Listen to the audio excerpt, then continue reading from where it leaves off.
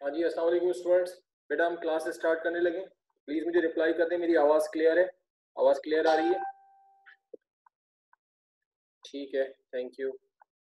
Okay okay, ठीक है जी। लोगों के ज़्यादा रिप्लाई आ गए कि आवाज़ आ रही है सही। ठीक है जी, थैंक यू। ओके, तो हम क्लास स्टार्ट करने लगे। तो कल की क्लास जब हम कर रहे थे तो हमने फर्स्ट लॉ ऑफ थर्मोडायनेमिक्स कल हमने पढ़ा था और फर्स्ट लॉ ऑफ थर्मोडायनेमिक्स को कंप्लीट किया था। अब उसके बाद फर्स्ट लॉ ऑफ थर्मोडायनेमिक्स की एप्लीकेशंस हैं। तो फर्स्ट लॉ ऑफ थर्मोडायनेमिक्स की 4 एप्लीकेशंस होती हैं और इन 4 में से कोई सी भी 2 एप्लीकेशंस एग्जाम्स में आमतौर पे आती रहती हैं। ठीक है, तो अब हम कमिंग जो है ये इसकी एप्लीकेशंस पढ़ेंगे। तो पहली जो एप्लीकेशन है फर्स्ट लॉ ऑफ थर्मोडायनेमिक्स की, जो फर्स्ट एप्लीकेशन है that is isochoric process. Definition आपके सामने लिखी हुई है कि it is a process in which heat is supplied to the system and its volume remains constant. ठीक है जी, कोई भी ऐसा थर्मोडायनेमिकल प्रोसेस जिसके दौरान आप सिस्टम को हीट सप्लाई करें और उसका वॉल्यूम कांस्टेंट रहे, वो आइसोकोरिक प्रोसेस होता है। मैं कल की क्लास में भी ये चीज़, कल या इससे पहले की क्लास में, परसों की क्लास में डिस्कस कर रहा था कि देखिए जी गैसेस में जो है वो कांस्टेंट वॉल्यूम हीटिंग होती है और कांस्टेंट प्रेशर हीटिंग होती है। ये मैं डिस्कस कर रहा था। तो मैं ये बता रहा था कि कांस्टेंट वॉल्यूम हीटिंग में गैस को आप ऐसे सिलेंडर में रखते हैं जिसका पिस्टन जो होता है वो फिक्स्ड होता है। तो यहाँ पर आप देखें कि यहाँ पर क्या करना है, यहाँ पर हमें गैस का जो वॉल्यूम है, गैस के वॉल्यूम को हमें कांस्टेंट रखना है। गैस के वॉल्यूम को कांस्टेंट रखना है और हीट भी सप्लाई करनी है। तो अगर हीट भी सप्लाई करनी है और गैस के वॉल्यूम को भी कांस्टेंट रखना है तो फिर एक ही तरीका है कि फिक्स पिस्टन आपको लगाना होगा। ठीक है जी, तो इसमें ऐसा ही होगा कि इसमें हम अज्यूम करेंगे, एक ऐसा सिस्टम अज्यूम करेंगे कि जिसमें जो है ना वो फिक्स पिस्टन लगा हुआ है। ठीक है, फिक्स पिस्टन इसमें लगा हुआ है। आप देख सकते हैं हमने एक ऐसा सिलेंडर लिया है जिसमें आप देख लें फिक्स पिस्टन लगा हुआ है, गैस की कुछ क्वांटिटी है, हीट इसमें सप्लाई हो रही है, लेकिन वॉल्यूम इसका कांस्टेंट रहेगा क्योंकि पिस्टन ऊपर नीचे नहीं जाएगा। अब यहाँ पर ये होगा कि जब आप इसको हीट सप्लाई करेंगे और ये हीट इसके अंदर जाएगी और गैस के मॉलिक्यूल्स में एब्जॉर्ब हो जाएगी, तो जो गैस के मॉलिक्यूल्स हैं उनकी काइनेटिक एनर्जी इंक्रीज हो जाएगी और काइनेटिक एनर्जी इंक्रीज होने की वजह से उनका जो रेट ऑफ कोलिशन है वो बढ़ जाएगा।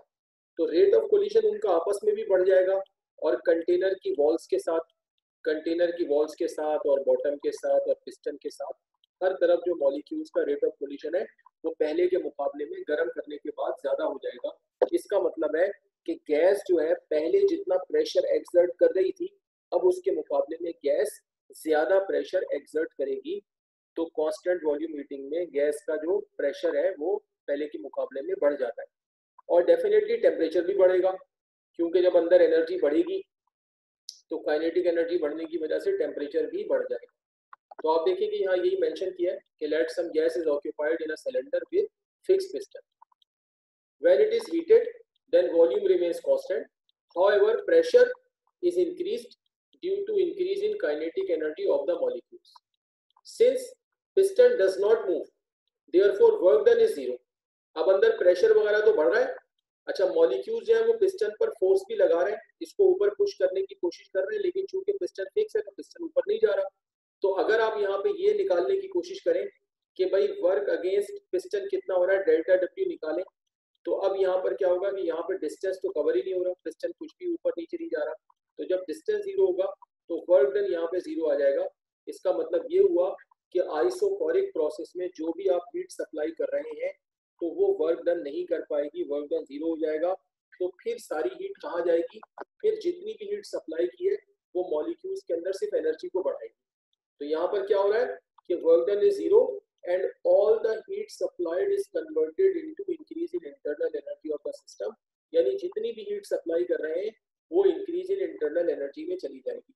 तो अब अगर फर्स्ट लॉ की इक्वेशन आप लगाते हैं delta Q is equal to delta U plus work, तो जैसा मैंने आपको बताया कि यहाँ पर क्या होगा, यहाँ पर ये होगा कि भाई डेल्टा डब्ल्यू जो है वो जीरो हो गया। क्यों जीरो हो गया, क्योंकि work done F into D है और डिस्टेंस जीरो है तो मल्टीप्लाई होकर वर्क डन इसका जीरो आ गया।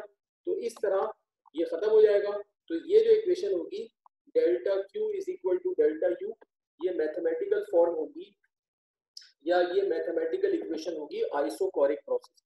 ठीक है जी, और इसके बाद इसमें जो सबसे आखिरी बात है वो ये है कि हमें इसमें एक प्रेशर वॉल्यूम ग्राफ बनाना पड़ेगा।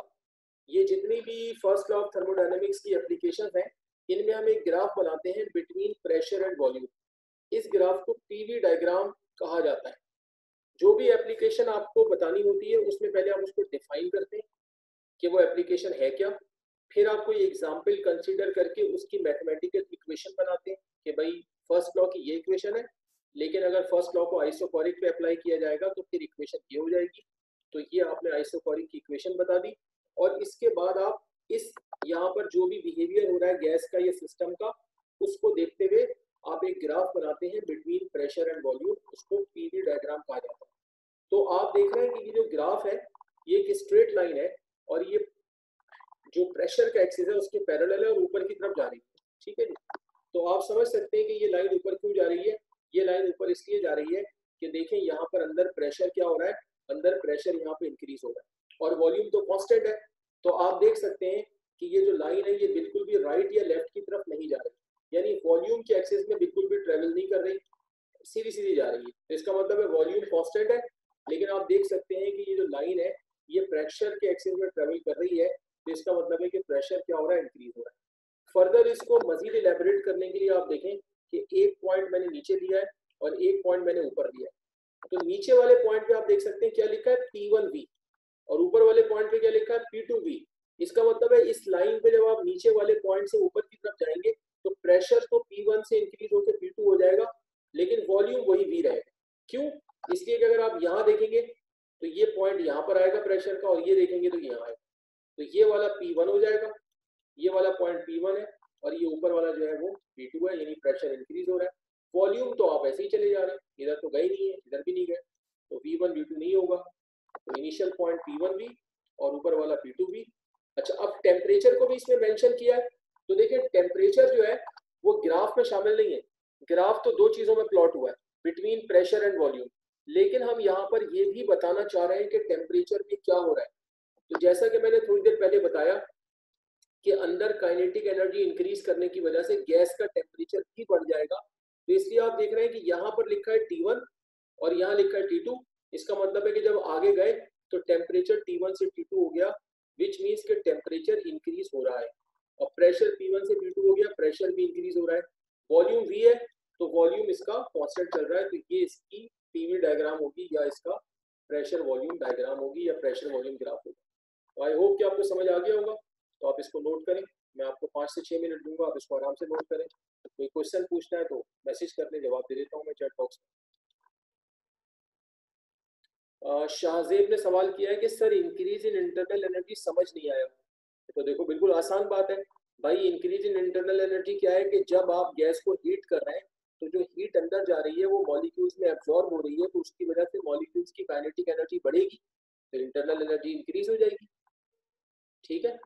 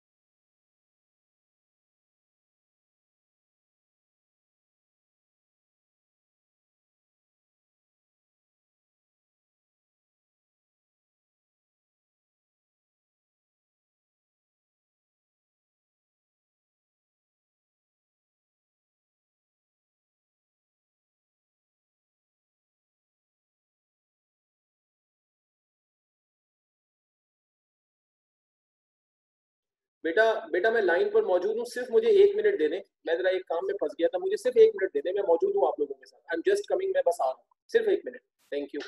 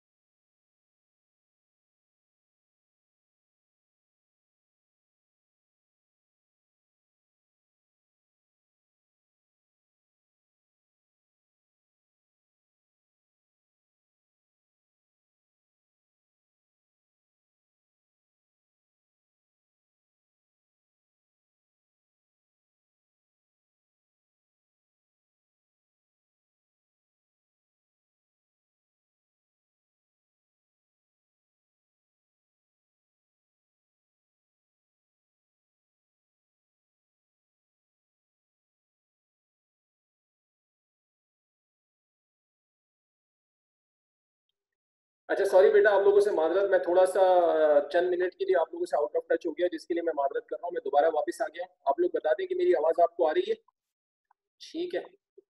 और कोई बच्चा कह रहा है सर अपनी पानी की बोतल लेने गए नहीं यार, मैं वेरी सॉरी कि मैं थोड़ा सा फंस गया था, ठीक है, आप लोगों का बहुत बहुत शुक्रिया, आप लोगों ने कर लिया, अब हम आगे चल रहे हैं, ठीक है, थैंक यू। अब इसके बाद हमारी जो नेक्स्ट एप्लीकेशन है बेटा, नेक्स्ट एप्लीकेशन जो है हमारी वो है आइसोबैरिक प्रोसेस, ठीक है जी। नेक्स्ट एप्लीकेशन है हमारी आइसोबैरिक प्रोसेस। और यार ये एक बच्चा है जिसकी वीडियो खुली हुई है यार, वीडियो तो बंद कर दो यार, ये कौन सा बच्चा है? अच्छा ठीक है, चलो अच्छा मैं ये कह रहा था कि आइसोकोरिक प्रोसेस में हमने क्या कहा कि भाई आइसोकोरिक प्रोसेस ऐसा प्रोसेस होगा जिसमें सिस्टम को हीट सप्लाई करेंगे और उसका वॉल्यूम कांस्टेंट रहेगा। अब आइसोबैरिक प्रोसेस में आप देख सकते हैं कि it is a process in which heat is supplied to the system and its pressure remains constant. ये ऐसा प्रोसेस होगा जिसमें किसी सिस्टम को हीट सप्लाई की जाएगी लेकिन उसका प्रेशर कांस्टेंट रहेगा।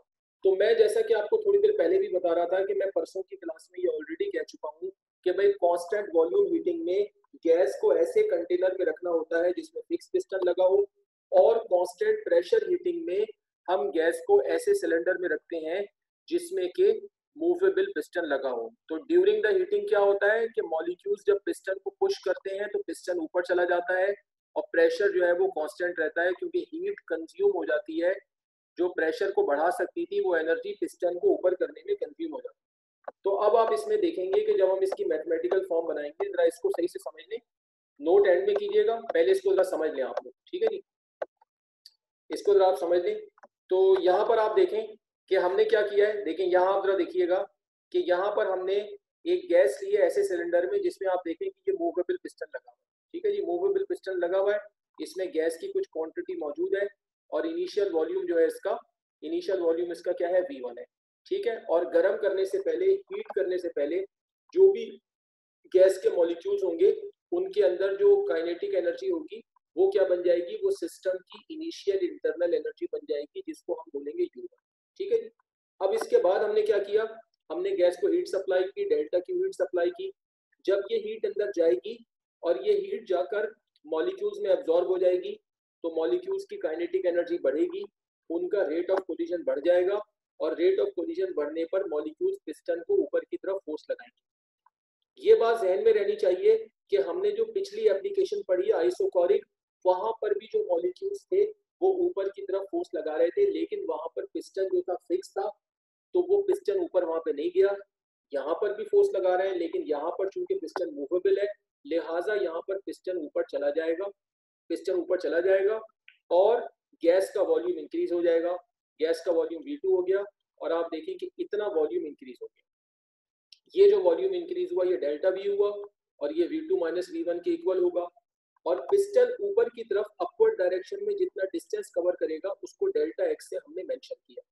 तो यहाँ पर क्या हो रहा है, यहाँ पर वर्क अगेंस्ट पिस्टन हो रहा है जो हमें निकालकर फर्स्ट लॉ में पुट करना पड़ेगा। तो देखिए हमने यहाँ, अच्छा और क्या होगा, और ये होगा कि जो हीट गई है उसमें से जितनी वर्क डन में इस्तेमाल हो गई वो तो वर्क डन में इस्तेमाल हो जाएगी और थोड़ी बहुत जो है वो मॉलिक्यूल्स के अंदर बाकी रह जाएगी।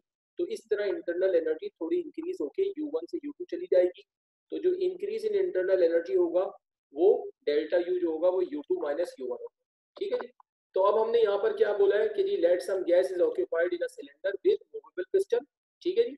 When heat is supplied then due to increase in kinetic energy, ठीक है। जब हीट सप्लाई करेंगे तो जैसा मैंने बताया due to increase in kinetic energy क्या होगा, rate of collision of the molecules increases, rate of collision increase हो जाएगा and they push the piston up, piston को ऊपर पुश करेंगे, so volume increases, volume increase हो जाएगा but pressure remains constant as the energy that can increase pressure is consumed in doing work against piston। यानी वो energy जो अंदर pressure को बढ़ा सकती थी, जैसा कि उसने आइसोकोरिक में प्रेशर को बढ़ाया था, लेकिन यहाँ पर प्रेशर नहीं बढ़ेगा क्योंकि वो एनर्जी पिस्टन के अगेंस्ट वर्क करने में इस्तेमाल हो जाएगी। अब हम यहाँ पे फर्स्ट लॉ की इक्वेशन लगाएंगे और फर्स्ट लॉ की इक्वेशन लगा के यहाँ पर हम ये वर्क निकाल कर पुट करेंगे जो पिस्टन के अगेंस्ट हो रहा है। जैसा कि आपने पिछली एप्लीकेशन में देखा था कि आइसोकोरिक में तो वर्क अगेंस्ट पिस्टन था ही नहीं, वहां तो जीरो आ गया था, लेकिन यहाँ पर वर्क अगेंस्ट पिस्टन हो रहा है। तो आप ये देखिए कि हमने यहाँ पर ये वर्क अगेंस्ट पिस्टन निकाला है, ये F इंटू डी होगा।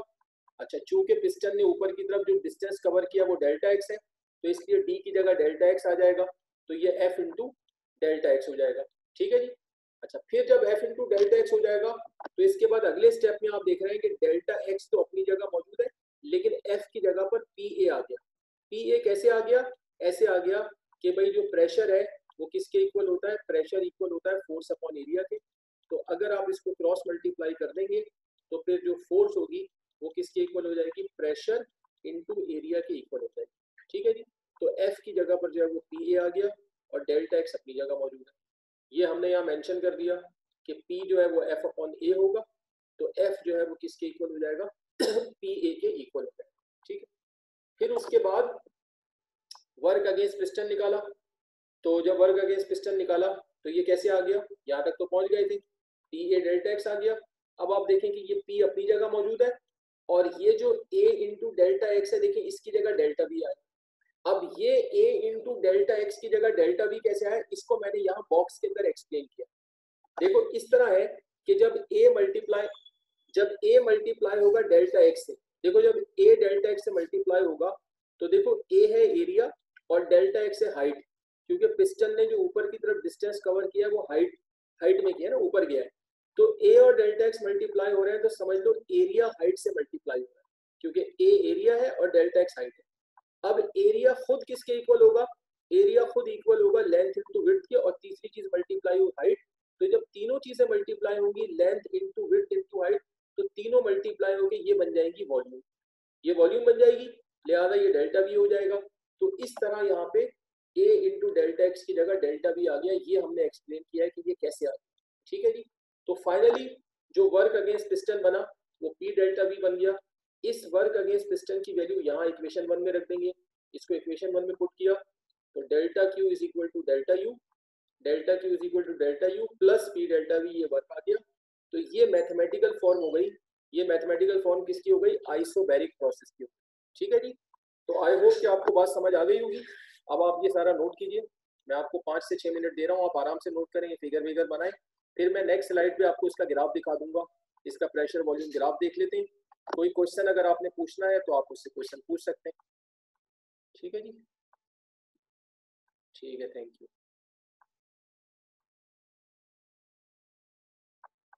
अच्छा, एक बच्चा कह रहा है कि सर हमने Cp minus C V equal to R की डेरिवेशन करनी है। हाँ बिल्कुल करनी है, अभी आएगी आगे, बिल्कुल आएगी, बिल्कुल करनी है। ठीक है।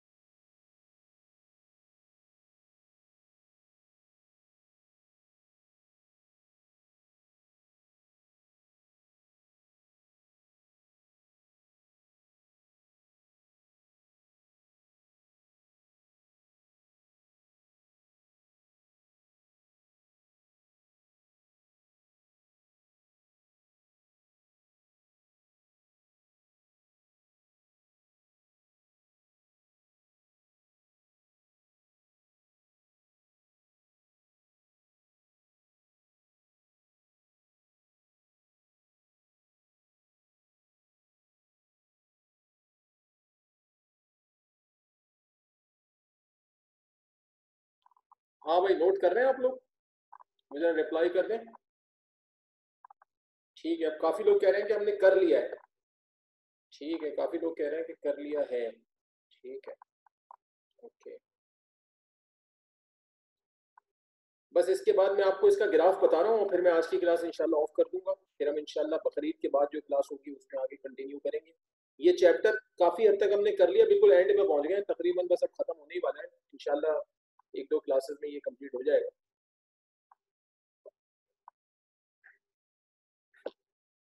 हाँ जी, काफी लोग कह रहे हैं कि हमने कर लिया है, तो फिर मैं आगे जाना चाह रहा हूँ, मैं आगे जाता हूँ, इसका ग्राफ बता दूं आपको।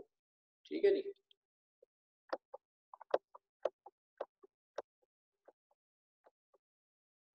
तो ये आपके सामने जो है ये इसकी पीवी डायग्राम बनी हुई है। तो आप देख सकते हैं, इसमें आपको नजर आ रहा होगा कि देखें अब ये लाइन किसके पैरेलल है, अब ये वॉल्यूम के एक्सिस के पैरेलल है। तो आप देखेंगे ये लाइन वॉल्यूम में आगे की तरफ जा रही है, तो इसका मतलब है कि वॉल्यूम इंक्रीज हो रहा है। और प्रेशर के एक्सिस में आप देखेंगे बिल्कुल भी ऊपर या नीचे नहीं जा रहा, तो प्रेशर कांस्टेंट है। और फर्दर मैंने इसमें दो पॉइंट्स लिए, एक पॉइंट पीछे लिया है, एक आगे लिया है। तो यहाँ देखें, यहाँ पर क्या है, PV1 और यहाँ है PV2। क्योंकि इस पॉइंट पे आप देखेंगे तो वॉल्यूम यहाँ आएगा, और इस पॉइंट पे देखेंगे तो यहाँ आएगा। तो ये वॉल्यूम V1 हो जाएगा और ये वाला V2 हो जाएगा। ठीक है, ये पॉइंट पे वॉल्यूम का एक्सिस यहाँ पे कट करेगा आके, और ये वाला पॉइंट यहाँ पे कट करेगा आके। तो यहाँ वॉल्यूम V1 हो जाएगा और यहाँ पे V2 हो जाएगा। और प्रेशर तो सेम चल रहा है, तो यहाँ PV1 होगा, यहाँ PV2 होगा। और टेम्परेचर इंक्रीज हो रहा है क्योंकि अंदर इंटरनल एनर्जी थोड़ी बड़ी है, तो यहाँ पे टेम्परेचर T1 होगा और यहाँ पे T2 होगा। ये इसका PV ग्राफ हो गया। यहाँ पर आके ये एप्लीकेशन कंप्लीट हो गई। आप ये ग्राफ बना लें और बनाने के बाद फिर आप आज की क्लास लीव कर सकते हैं। दो एप्लीकेशंस कंप्लीट हो गई हैं।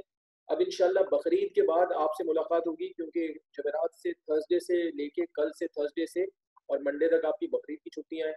मेरी तरफ से आप तमाम लोगों को बकरीद की जो है एडवांस में मुबारकबाद हो। ठीक है, और फिर इंशाल्लाह हम नेक्स्ट क्लास में इसको करेंगे। ठीक है, तो आप लोग इसको नोट कर लें तो फिर आप जा सकते हैं। ठीक, टेस्ट का पूछ रहे हैं, टेस्ट इंशाल्लाह बकरीद के बाद आपको अनाउंस करेंगे। अहमद अली टेस्ट का पूछ रहे हैं, इंशाल्लाह अगस्त में टेस्ट होंगे, फिर वो हम बकरीद के बाद आपको अनाउंस करेंगे। ठीक है जी, थैंक यू। Thank you. ठीक है, थैंक यू।